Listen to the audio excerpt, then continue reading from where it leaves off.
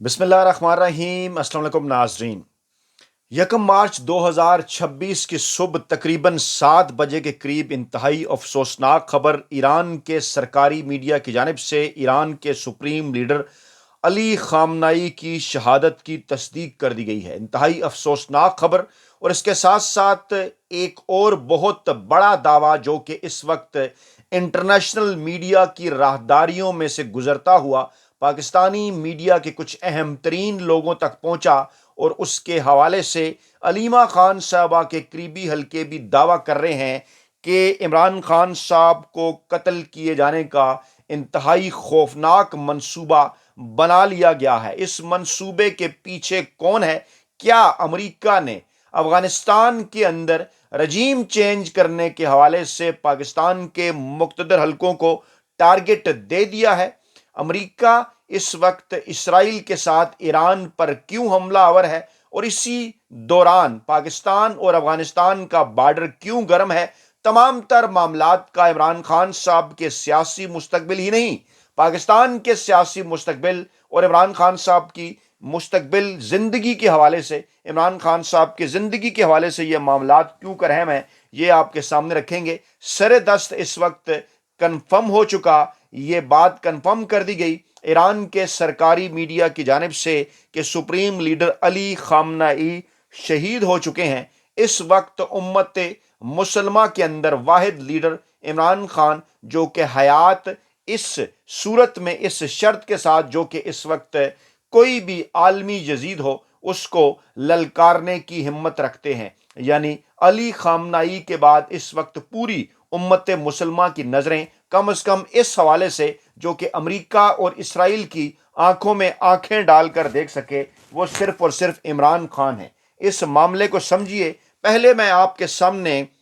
سرکاری میڈیا کی وہ تصدیق رکھ دوں، اس کے بعد ان کا آخری خطاب اور آخری بیان بھی رکھ دوں، اس کے بعد میں اس معاملے کے اوپر روشنی ڈالتا ہوں کہ علیمہ خان صاحبہ نے چند دن پہلے کیوں اس حوالے سے ذکر کیا، اپنی فیملی کے ساتھ بھی، وکلاء کے ساتھ بھی، اور اس کے ساتھ ساتھ کچھ میڈیا کے لوگوں کے ساتھ بھی، کہ عمران خان صاحب کو بھی قتل کرنے کا منصوبہ بنا لیا گیا ہے۔ اس حوالے سے عالمی اسٹیبلشمنٹ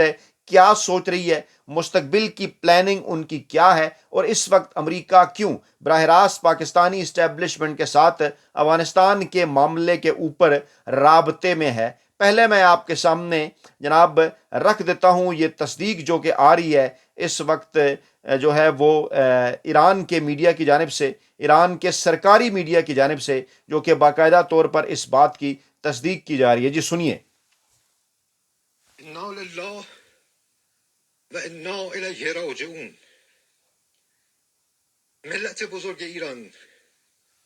روح بلند پیشوای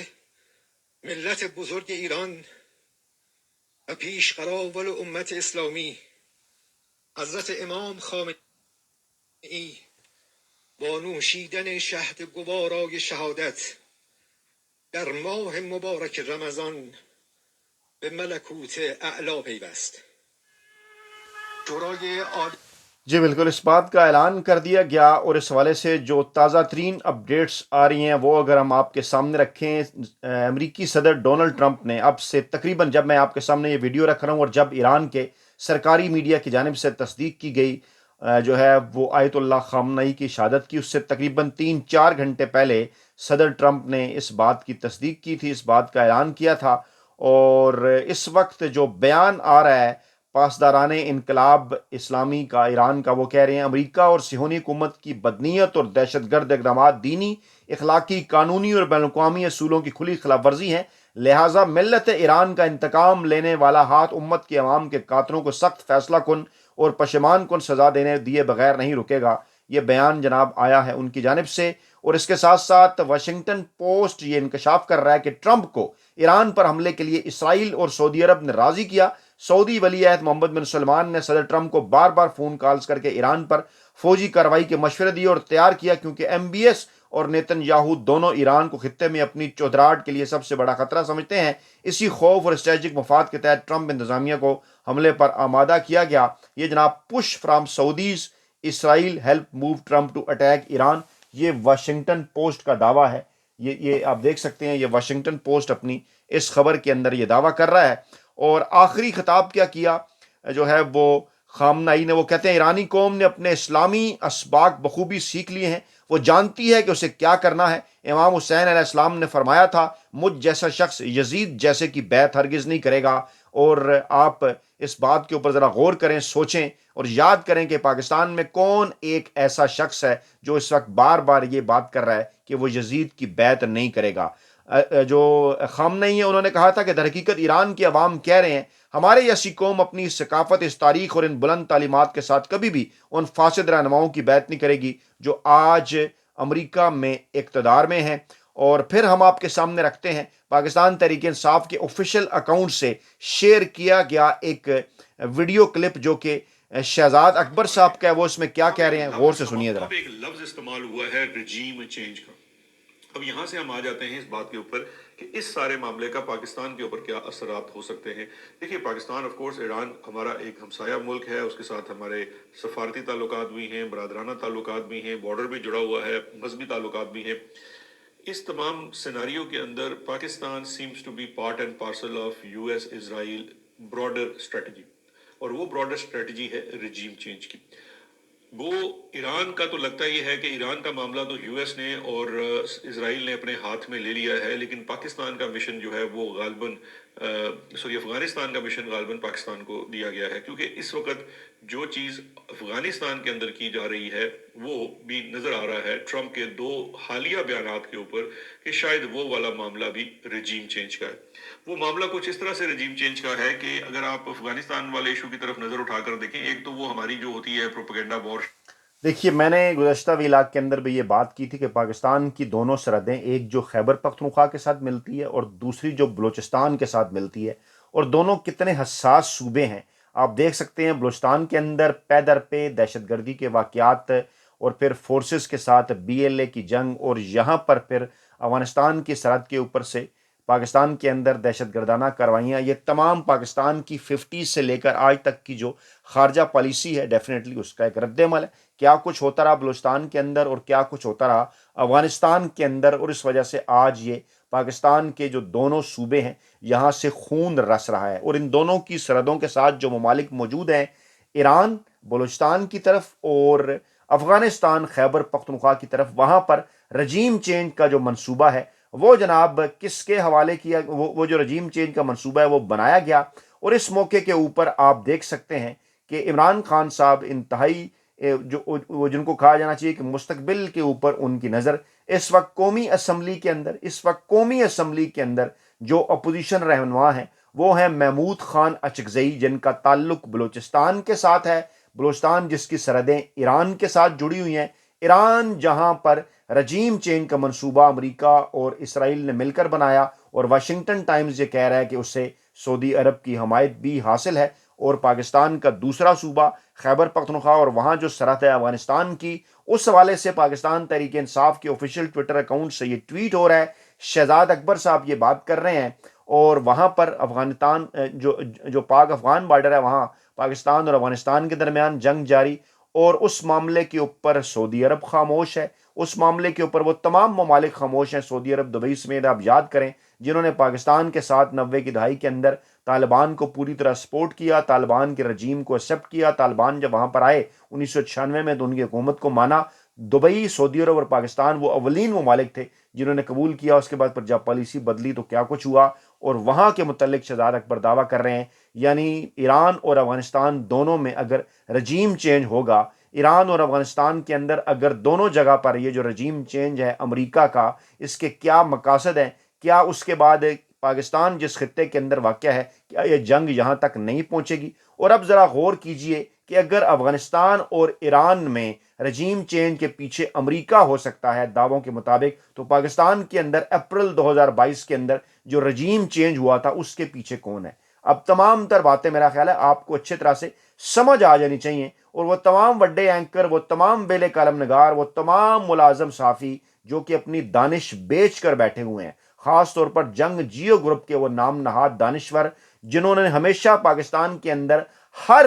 مارشل لا کی حمایت کی، اور ہر مارشل لا پاکستان میں امریکی ایما پر آیا، اور جب ایوب صاحب آئے اس وقت کیا صورتحال بنی، اس کے بعد امریکہ کی کیا خدمات کی گئیں، جب جنرل ضیاء صاحب آئے امریکہ کے لیے کیا خدمات سر انجام دی گئیں، جب جنرل مشرف آئے امریکہ کے لیے کیا خدمات سر انجام دی گئیں، اور اب عمران خان صاحب کو غیر آئینی اور غیر قانونی طریقے سے اپریل 2022 میں گھر بھجوانے کے بعد جو امریکہ کے لیے خدمات سر انجام دی جا رہی ہیں وہ آپ کے سامنے ہے۔ معاملہ صرف اسرائیل کو تسلیم کرنے کے حوالے سے نہیں ہے، غزہ بورڈ آف پیس کا حصہ بھی بننا، ڈونلڈ ٹرمپ کو نوبل انعام کے لیے نامزد بھی کرنا، اور وہ امریکہ، وہ ڈونلڈ ٹرمپ جو کہ دنیا بھر میں انسانی حقوق کی خلاف ورزیوں پر چیخ چلایا کرتے ہیں، عمران خان صاحب کے معاملے کے اوپر وہ کیوں خاموش ہیں؟ جو کچھ پاکستان کے اندر فروری 2024 میں ہوا اس کے اوپر وہ کیوں خاموش ہیں؟ امریکی ہمارے نمائندگان کے اندر بل موجود ہے لیکن اس کو صرف اور صرف بلیک میلنگ کے لیے استعمال کیا جا رہا ہے، یعنی پاکستان کے موجودہ حکمرانوں سے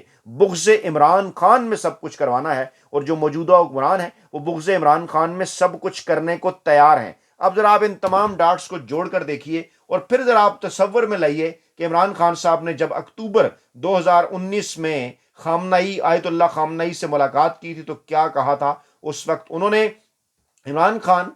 ایران کے رہبر اعلیٰ آیت اللہ خامنئی سے ملاقات کی، دونوں ممالک کے تعلقات، خطے کی صورتحال پر تبادلہ خیال کیا، اور وہاں پر جو دو ٹوک عمران خان صاحب نے اعلان کیا، ایک تو کشمیر کی حمایت پہلی مرتبہ باقاعدہ طور پر ایران کی جانب سے عمران خان صاحب کے دور میں آئی سامنے، اور اس وقت پھر کیا ہوا؟ پریس کانفرنس سے خطاب میں عمران خان نے کہا کہ میرے دورے کا اہم مقصد ہے کہ ہم خطے میں ایک اور تنازع نہیں چاہتے، ہم ایران اور سعودی عرب میں جنگ نہیں چاہتے، کیونکہ ایران ہمارا پڑوسی ملک ہے جبکہ سعودی عرب نے ہر ضرورت پر ہماری مدد کی ہے۔ یعنی آپ کو یاد ہوگا کہ ایران اور سعودی عرب کے درمیان اس وقت بھی ٹینشن تھی، اور یہ ٹینشن عمران خان صاحب نے دور کی تھی، دونوں جگہ کے وزٹ اور دورے کر کے، اور کس طرح سے پوری امت مسلمہ کو متحد انہوں نے کیا تھا۔ اور یہ معاملہ بھی بڑا امپارٹنٹ ہے کہ عمران خان پاکستان کی تاریخ کے قائد اعظم محمد علی جناح کے بعد وہ واحد لیڈر ہیں کہ جن کے اوپر پاکستان کے اندر جو ہے وہ تمام تر جو فرقے اسلام کے وہ ان کے اوپر متفق ہیں، چاہے وہ سنی ہوں، چاہے وہ شیعہ ہوں، چاہے وہ دیوبندی ہوں،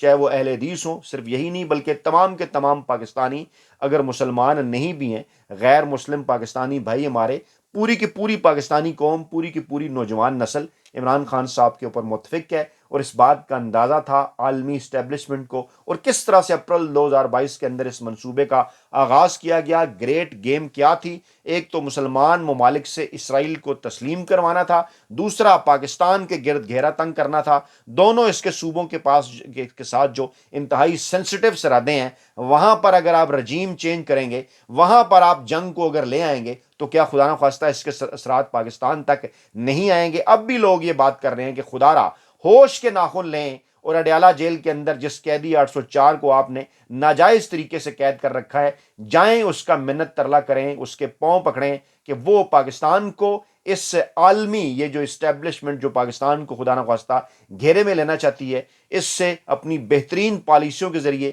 اپنی دلیرانہ پالیسیوں کے ذریعے بچا سکے۔ ذرا یاد کیجئے کہ اس معاملے کا آغاز کہاں سے ہوا تھا؟ جب عمران خان صاحب نے کیا کہا تھا؟ جب عمران خان صاحب نے ایبسولوٹلی ناٹ کہا تھا، جب عمران خان صاحب نے امریکہ کو اڈے دینے سے انکار کیا تھا، جب جو ہے وہ پاکستان کے اندر کچھ مخصوص ممالک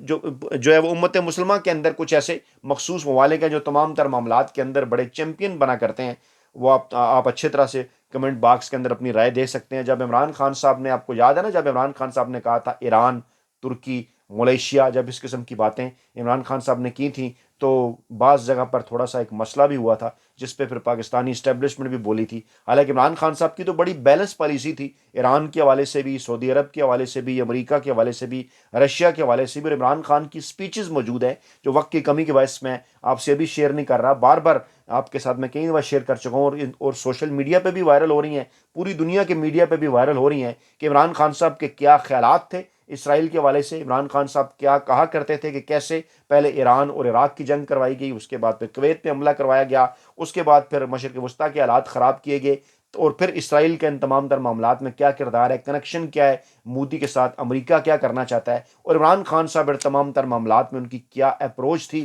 عمران خان صاحب کیسے پوری امت مسلمہ کو اکٹھا کر رہے تھے، اور پھر اپریل 2022 کے بعد امریکی ایما کے اوپر پاکستان میں مقتدر حلقوں کی مدد کے ساتھ نواز لیگ کو، پیپلز پارٹی کو، مولانا فضل الرحمان کو، ایم کیو ایم کو ساتھ ملا کر رجیم چینج کیا گیا، اور اپریل 2022 کے بعد سے آج تک دیکھ لیں آپ کیا کچھ ہو چکا کہ وہ افغانستان جو کبھی پاکستان کا برادر ملک کراتا تھا، دوست ملک کراتا تھا، وہاں کیا صورتحال ہے، اور اس کے ساتھ ساتھ وہ فلسطین جس کے لیے ہم ہمیشہ آواز اٹھایا کرتے تھے، اب اسرائیل کو تسلیم کرنے کی بھی بات ہو رہی ہے، حماس کو غیر مسلح کرنے کی بات بھی ہو رہی ہے، اور ایران تمام تر چیزوں کے باوجود، مذہبی اختلافات کے باوجود، کھل کر کبھی پاکستان اسٹیٹ لیول کے اوپر ایران کے خلاف اپنی خارجہ پالیسیز میں کھل کے سامنے نہیں آیا کرتا تھا، لیکن آج آپ صورتحال دیکھ رہے ہیں کہ مذمت اگر ہوتی بھی ہے تو کس کی ہوتی ہے، اور اس صورتحال کے اندر یقیناً یہ پاکستانی قوم کے لیے لمحہ فکری ہے، اور اس کے ساتھ ساتھ ان تمام تر معاملات کا تعلق علیمہ خان صاحبہ کے اس بیان کے ساتھ بھی ہے، اسے ذرا غور سے سنیے سمجھیے، جو بار بار یہ کہہ رہے ہیں کہ عمران خان صاحب نے کہا ہے انہیں کہ یہ مجھے قتل کرنا چاہتے ہیں، اور مقصد ان کا صرف اور صرف ایک ہے کہ عالمی اسٹیبلشمنٹ کے منصوبے کے اوپر عمل کیا جائے۔ اپنا بہت خیال رکھیے گا، دعاؤں میں یاد رکھیے گا، نئی ویڈیو کے ساتھ جلد حاضر ہوں گے، اللہ نے کے بعد۔